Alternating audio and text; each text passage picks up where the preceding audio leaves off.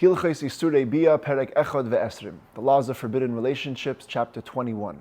At this point, the Rambam has concluded the discussion on all these specific prohibitions on who the Jewish people, both men and women, and also Kohanim, are not allowed to marry. And now, for the final two chapters of these halachot, the Rambam turns to more general topics. This chapter 21 is dedicated to the laws that govern the behavior between men and women, relatives, married men and women, and others as well. And tomorrow's chapter deals with the laws of yichud, the idea that it's prohibited to be in seclusion with a woman outside the context of marriage. Says the Rambam halacha aleph kol haba al erva min ha'arayas derech evarim. Anybody who has contact with one of the women who is prohibited as an erva by way of limbs, that means without actual relations, or he embraced or kissed them in a way of lust, v'nena bekiruv basar, and experiences pleasure from the closeness of the skin. According to the Rambam, this is a biblical prohibition and one is liable to lashes. Shanemar, as it says, this is a verse from the end of the portion of the Arayas. The end in the book of Vayikra, there's a whole section of laws, a whole section that talks about who were prohibited to marry. And at the end it says, Levilti asois mechukais hateyevais v'geimer. The Eibishter says, I'm telling you to stay away from these women so that you don't do like the abominable practices of those nations that have lived before you. So the Rambam understands that in these words there's a negative prohibition, that it's forbidden to do any of the abominable practices of the nations, not just relations with forbidden women, but even physical contact. The Nemar, it also says in the beginning of that section in the Torah, Lo sikrevu legales erva. You shall not even come close to uncovering nakedness. Kalemar, which means to say, Lo sikrevu lidvarim hamevin ledegili erva. You shall not come close to things that could possibly bring to the uncovering of nakedness. In other words, biblically as well, it's prohibited to engage in actions that could potentially lead to relations. Says the Rambam halacha beis ha'oiseh davar mechukais elu. Anybody who performs any of these practices, hareu chashud al harayis, immediately becomes suspect on transgressing the actual forbidden relations. It's also forbidden, it's forbidden for a person to wink or to motion with his hands and feet, or to wink with his eyes to one of the women who's biblically prohibited to him, or to share laughter with her, or to be lightheaded with her, even to smell perfume on her, or to gaze at her beauty, also is forbidden. The rabbis will give rabbinic lashes to somebody who intentionally does such a thing. A person who gazes even at the pinky of a woman and intends to have pleasure, the sages equated this to somebody who is gazing at the place of nakedness.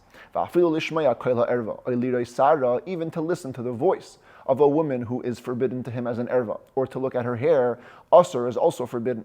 Halacha gimel v'hadvarim ha'elu asurin b'chayav lavin.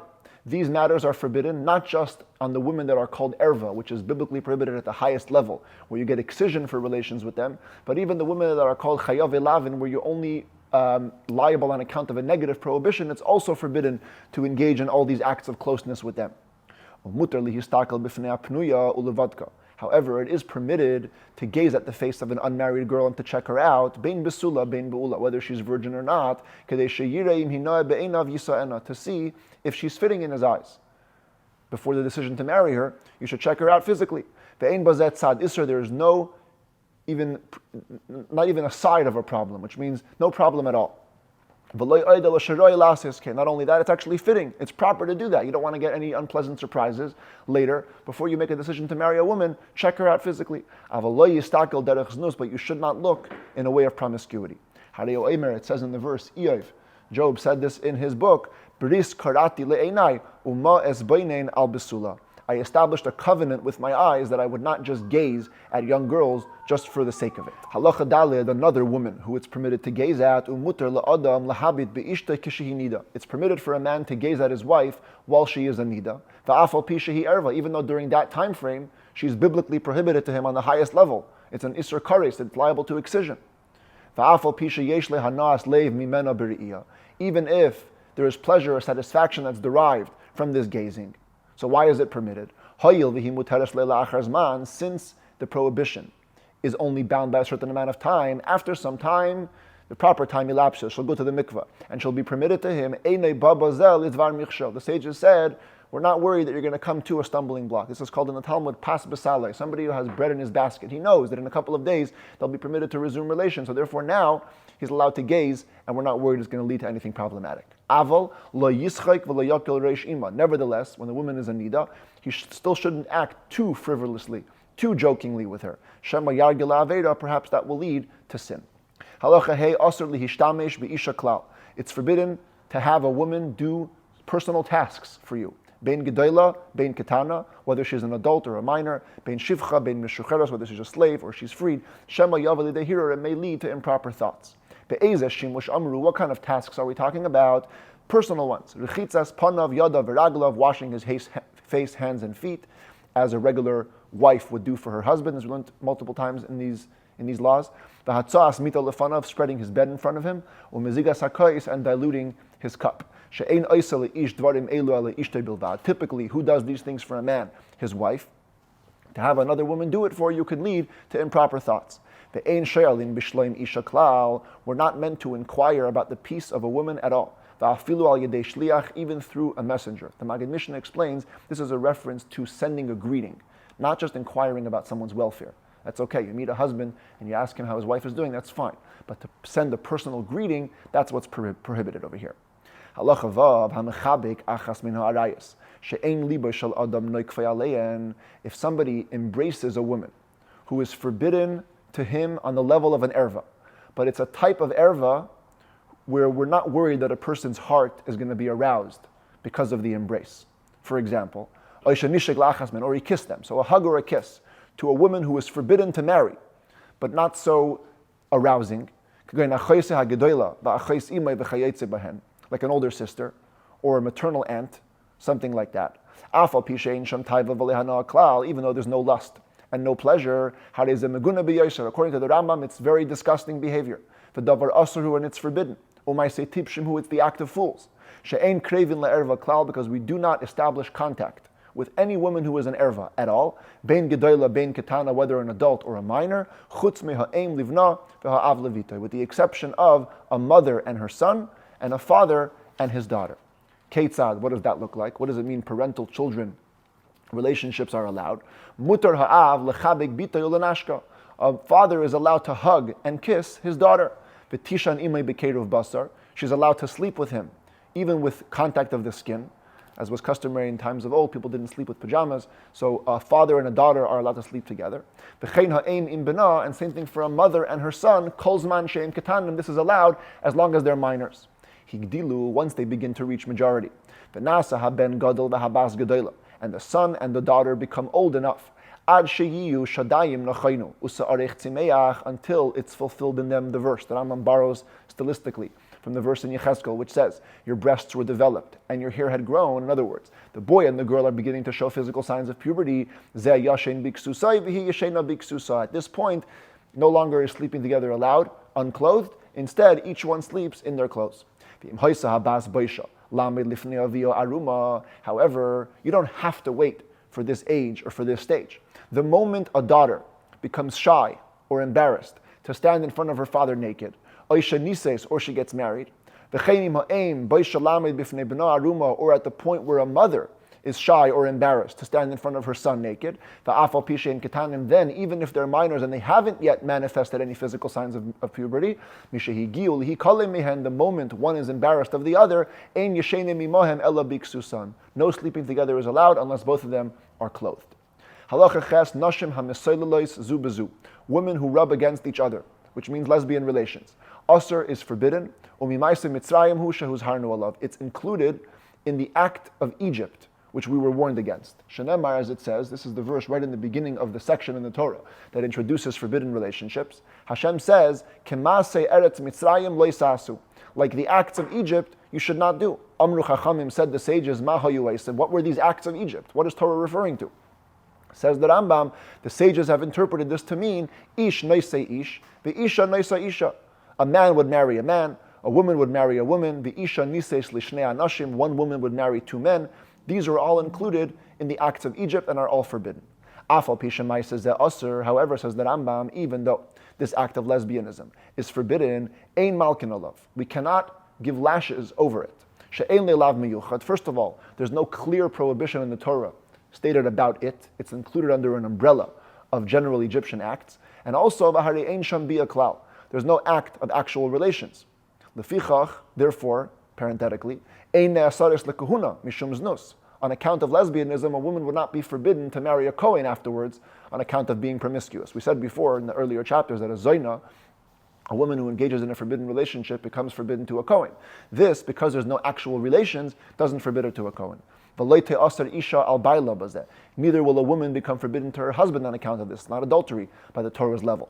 Because there is no act of promiscuity. Nevertheless, it's fitting for the rabbis to administer lashes, rabbinic lashes to these women, because they've committed a transgression. A man should be particular with his wife concerning such behavior, and should prevent, should stop women who are known to engage in such behavior from coming to visit her and from her going to visit them. Halacha Tes says that Rambam ishte shel adam muteres hilai. A man's wife is permitted completely to him. Lefichach, therefore, kol masha adam reitza lases beishtoi oise. Whatever a man wants to do with his wife, he may do. Bayil b'chol eis sheyirtze, he may engage in relations at any time that he wants. Umenashik b'chol ever ve'ever sheyirtze, he may kiss whatever organ he wants. Uba leha kedarka v'shalei kedarka, he can have relations with her naturally and unnaturally. In other words, from front or behind, so long as he does not emit seed for nothing. The afal pk, nevertheless, midas chasidus. It is the pious way of acting, beyond the letter of the law. That a person should not behave lightheadedly in this manner, in this area. Instead, one should sanctify himself during the time of relations, as we explained way back in the first book of the Rambam, and the laws that govern human behavior. And he shouldn't veer too far off of the natural way of normal behavior. Because the whole idea of having relations was instituted with a purpose, to bear children. It's not an end in itself. And therefore, the Rambam says one should be more tame in his behavior with his wife. Halacha Yud, Asur la'adam l'shamish mitase la'ir. It's forbidden for a person to engage in relations by candlelight. There should be no light in the room. Let's say it was Shabbat, didn't have another room. And the candle in the room is lit. The law is one should not engage in relations at all. Similarly, it's forbidden for a Jewish man to engage in relations by day. It's considered to be brazen conduct. But if the man in question was a Torah scholar, who is anyways not going to create a habit out of this behavior, the sages gave a dispensation, he's allowed to create darkness in the room with his cloak, cover yourself with a blanket, and can have relations. Nevertheless, we don't adopt such behavior unless it is a situation of great need. It's a way of holiness to have relations precisely in the middle of the night. The Rebbe has many letters where he writes today, advises couples not to wait till the middle of the night, because that can actually it could defeat the purpose. The purpose, in the Rambam's context, to wait till the middle of the night is when it's most quiet and calm. Here, by waiting till the middle of the night, one could work against himself and end up thinking immoral thoughts, etc. So the Rebbe says to actually go a little earlier in the night. Halacha Yud Aleph, Ein das chachamim noicha.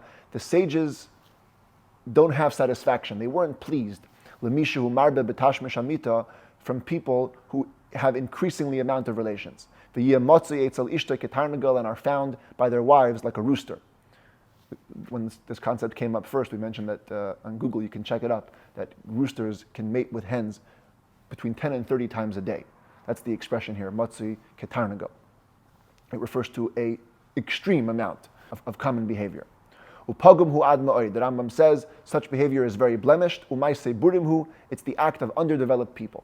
Ella kala memaid betashmish hareza meshubach. Rather, one who decreases in the amount of relations is more praiseworthy. Of course,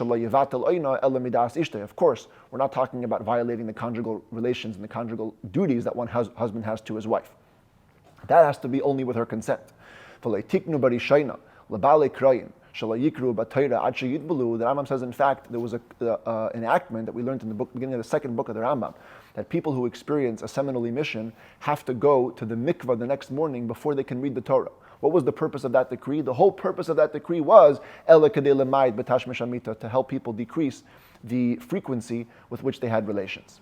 Similarly, the sages also forbade that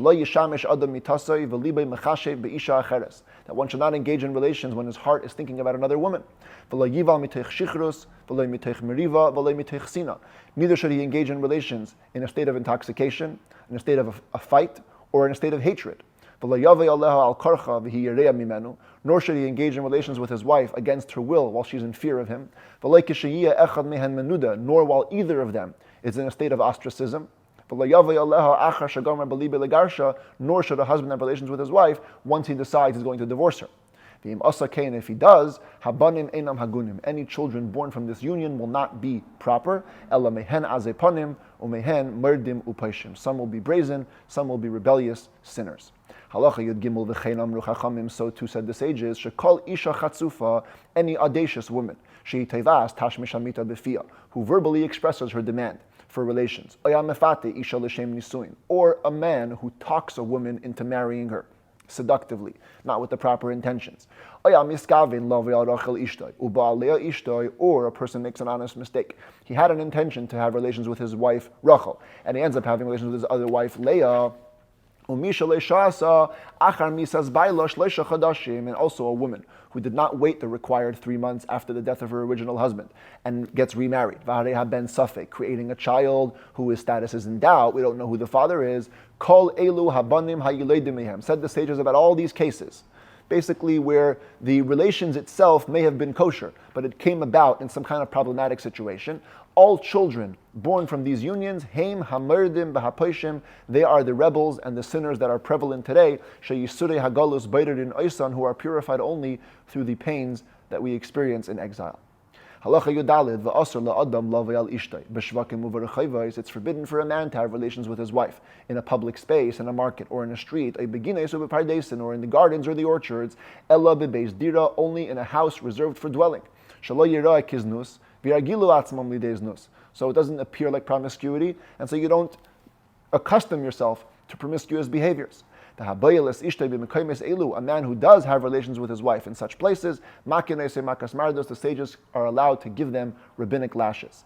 Similarly, somebody who consecrates his wife by relations, the beginning of the 4th book that Rambam told us that there are 3 ways to consecrate a woman, to formally acquire her: through money, through document, or through relations. So the Rambam is saying here, although having relations as a manner of consecration is technically permitted, one who does so, as well as one who consecrates his wife in a public space, or also one who consecrates his wife with no engagement beforehand, the sages will give you rabbinic lashes because this could lead to later improper behavior.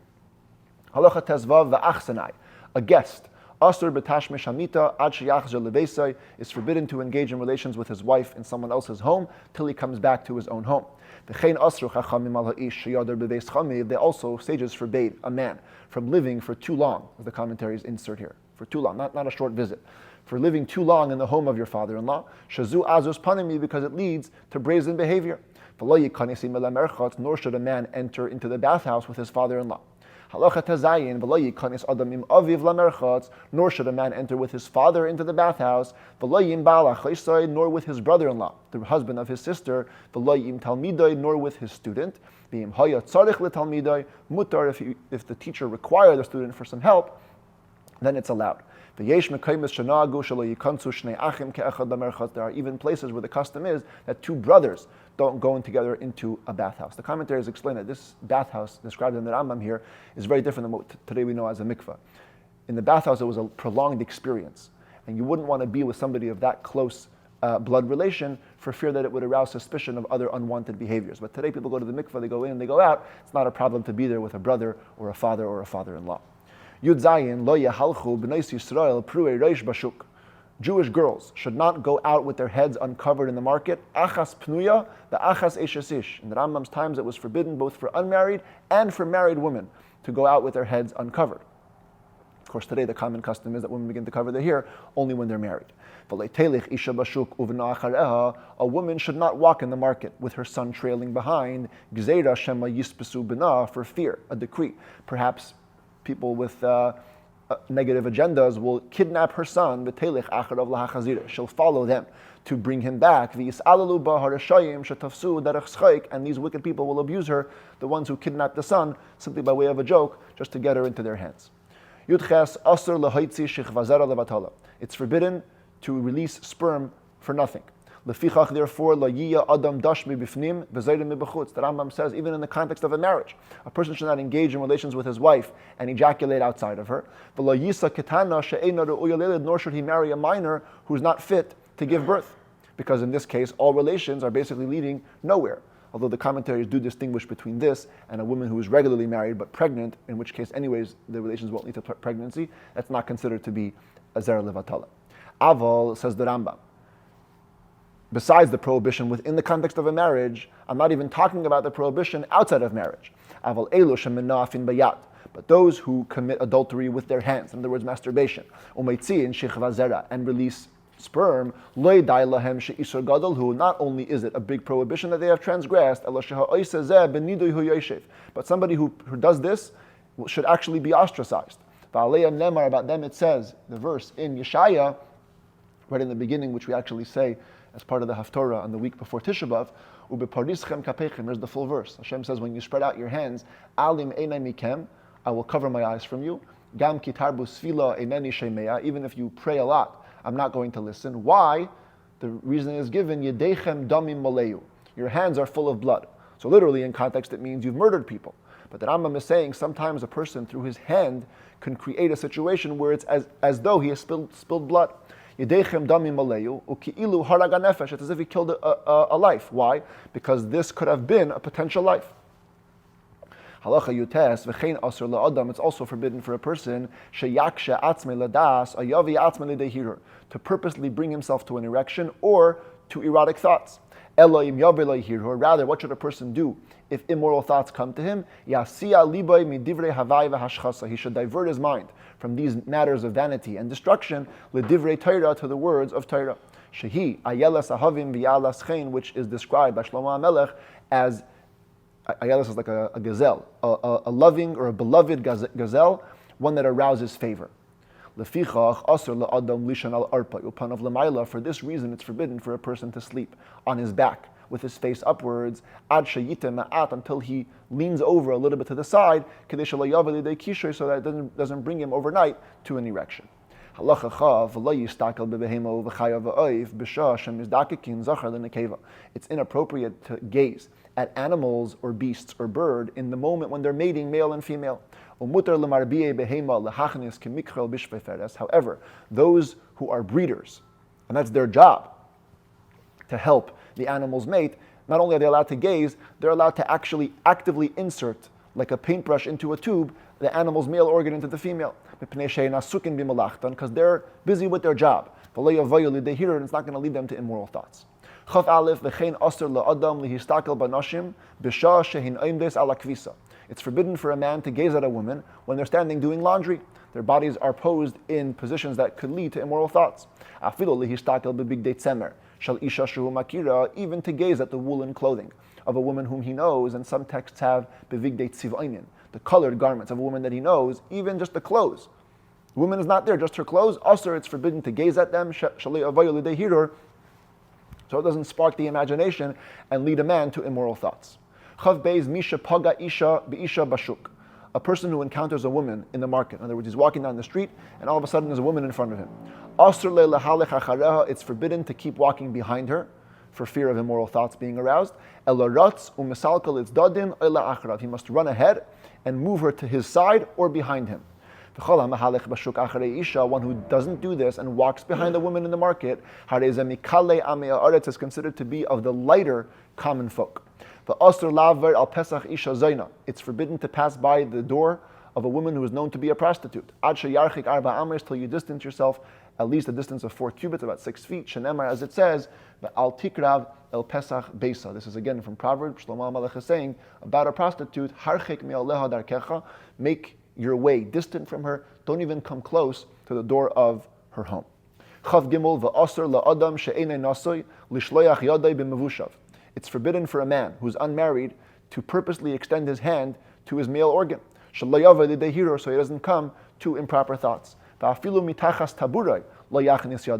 you shouldn't even put your hand below your belly, lest you come to improper thoughts. While urinating, a man should not hold on to the shaft of his organ and urinate. If he was married, it's okay. Regardless of whether you're married or not, the bottom line is, never should one extend his hand to his male organ unless he is in the bathroom. Among our early pious ones, and the greatest of the sages, there was one of them who prided himself that he never gazed at his own brit milah. There was another sage who prided himself that he never gazed intently at the form of his wife. Because these sages, these pious ones, their minds were always free from matters of vanity, and they were always occupied with matters of truth, which take hold of the hearts of those who are holy. It is a commandment from the sages that a father should make sure to marry off his sons and daughters close to the time that they reach physical maturity. For if he leaves them to get older without getting married, that could lead to promiscuity or at least to immoral thoughts. About this it says in a verse that we've actually had quoted at the end of the fourth book of the Rambam, you shall supervise your dwelling so that you do not sin.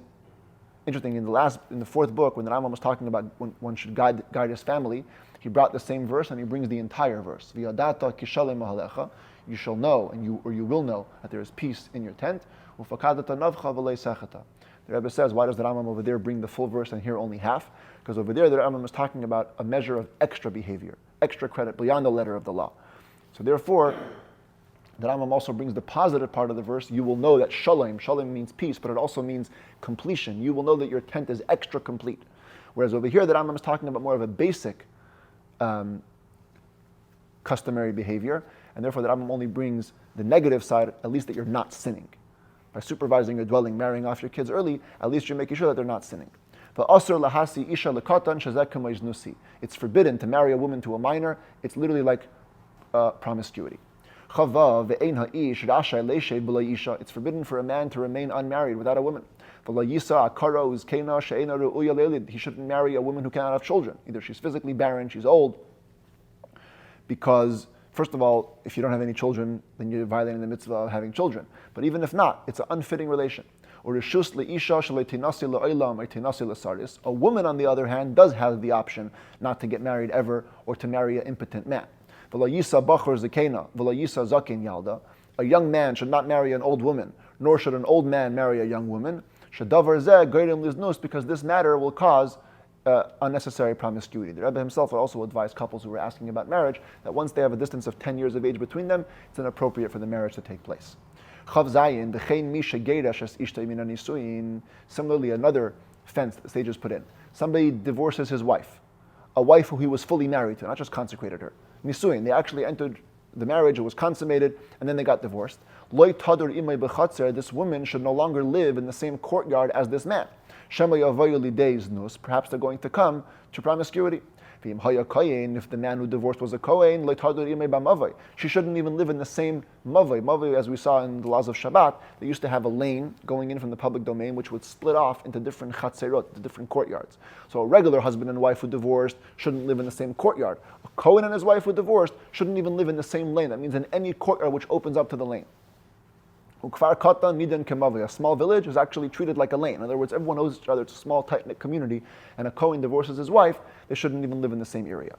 If a divorced woman now has a loan by the husband, so there's a money issue between them, she must make an agent to demand the money from the husband. She cannot demand it herself. If ever a man and woman who are divorced show up in court over litigation, on the spot we ostracize them both or give them lashes. It should never have happened. It should never have been discussing an issue together which would cause them to come to court, only through an agent. If the woman was divorced only from a state of consecration, in other words, they never even consummated the marriage originally, since there's no familiarity established between them, she can demand any financial issues directly. She can live with him in the same area. We're not worried it's going to bring to improper behavior. But if we saw that this man and woman were extra familiar, even though they had never consummated their marriage, then even if she's divorced from within this state of consecration, there's this prohibition for them to live together or to be involved in financial issues together. Who's pushed away from who? Who has to leave? The husband or the wife? Says the Rambam, he nidches mipanav. Generally, the woman is pushed away. She needs to leave the place. But if the entire courtyard belonged to her, then of course that's her place. She has home court advantage. He is pushed away from her. It's forbidden for a man to marry a woman having in mind to divorce her. He's only going into the marriage knowing he's going to divorce her later. Shanemar, because it says, this is another verse from Mishlei, from King Shlomo HaMelech's wisdom, Al tacharesh al re'achara, do not plan bad for your friend, v'hu yeshiv levetach itach, when he sits with you securely. You're marrying a wife, she's under the impression this is a marriage forever, and you know it's only going to be for a while. It's forbidden. But if you let her know in advance, in the beginning, that you're only marrying her for a brief period, mutar, then it's allowed. Now this law that Rambam actually said earlier in the fourth book when it came to the laws of divorce.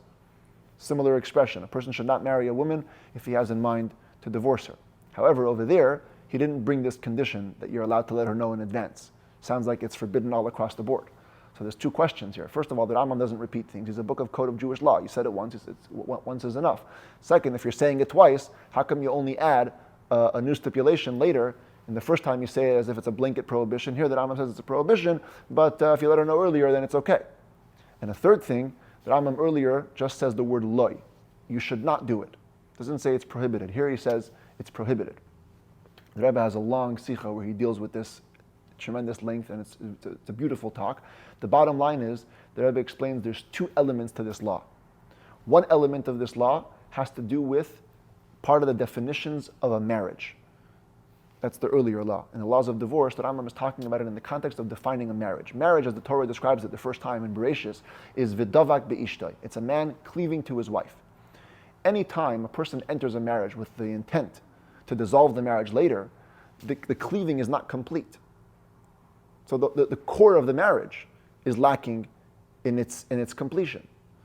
So from that element, the Rambam says, one should never do it, even if you let her know in advance.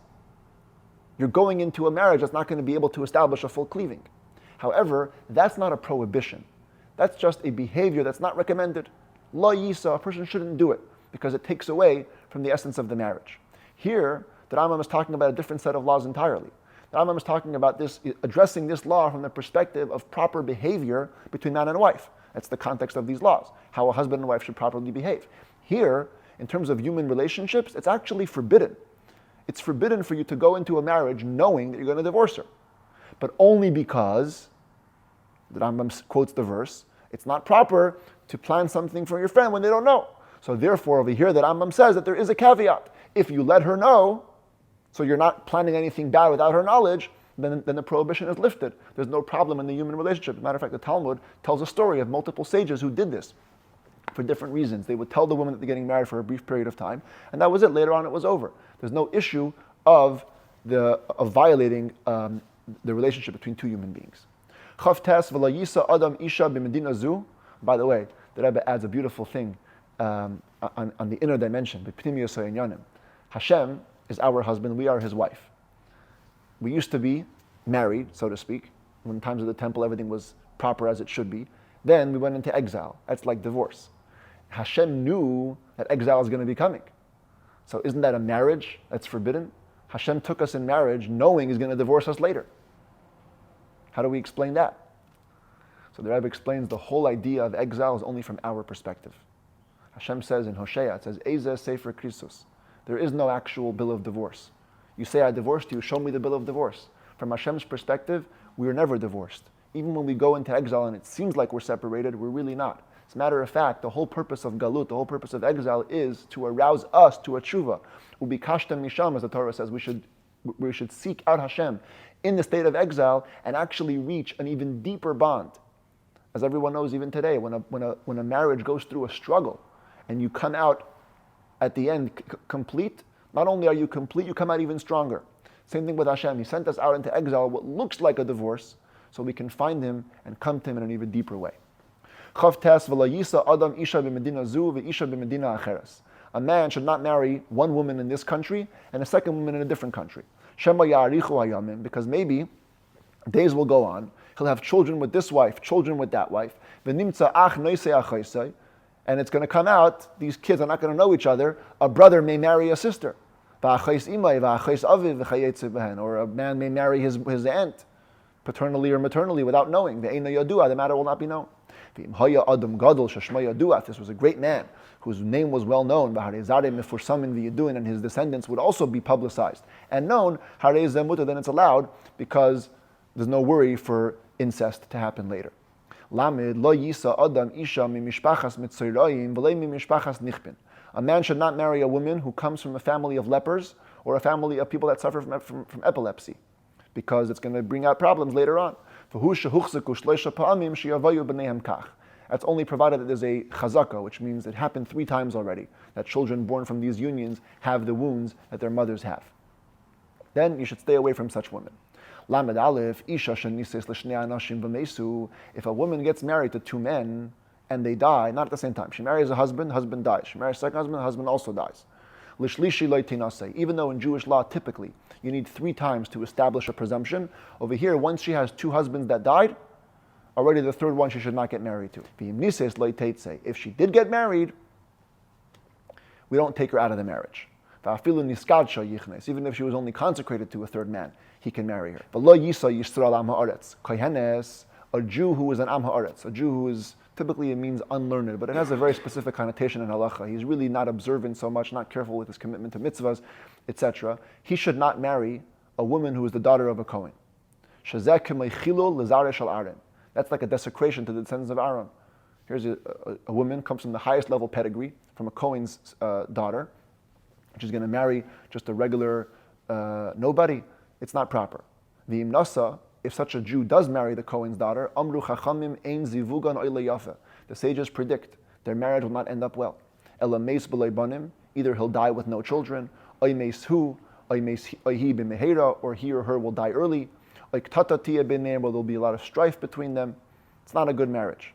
Aval talmid chacham shenasa kohenes. But if a Torah scholar marries the daughter of a Kohen, that's beautiful and praiseworthy. Here you have Torah and Kahuna joining as one.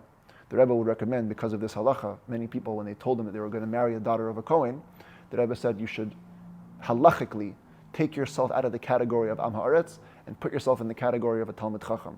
By definition, halachically, when a person is expert in the content of at least one tractate in the Talmud, he becomes considered to be a Talmid Chacham. So the Rebbe would say to these boys, take the shortest tractate. It could even be like one of the tractates that are called Baraitot, like Masechet Kala. Something very, very short. Become fluent in it. Now you have the halachic status of a Talmid Chacham. Now you marry a daughter of a Kohen. There's no issues in the marriage. Lamed Beis, Lo Yisa Adam Bas Amei Haaretz. A man should not even marry a daughter of somebody who is an Am Haaretz, somebody who is considered to be unlearned or lower level in the Jewish people. Because let's say the husband will die or end up in exile. Where's his wife going to go with the kids? Back to the father's home. Banav Am Haaretz Yu, which will lead that the children are going to be Am Haaretzes. She'ein iman yedas keser Torah, because their mother won't know how to cherish the crown of Torah. V'layasi bitel Am Haaretz, nor should a Jew marry off his daughter to an Am Haaretz. Shekol ha'noisin bitel Am Haaretz, because if a person gives his daughter in marriage to an Am Haaretz, kimisha kafsa v'nasna lifnei ha'ari. It's like tying her down and putting her in front of a lion. Make ubayel ve'ein le'beishas panim. Like a lion, this husband will just hit her, abuse her, have relations with her whenever he wants, with no shame. Instead, a person should always sell everything he has and marry the daughter of a Torah scholar. Because then, if anything problematic happens, if he dies or goes to exile, where will the mother go? Back home to her father. Banav talmidei chachamim, his kids will be Torah scholars. V'chein yasi bitil talmid chacham, so too a man should marry off his wife to a Torah sage. She'ein davar meguna v'lei meriva bebeis talmid chacham. There's nothing disgusting and there is no fights in the house of a Torah scholar.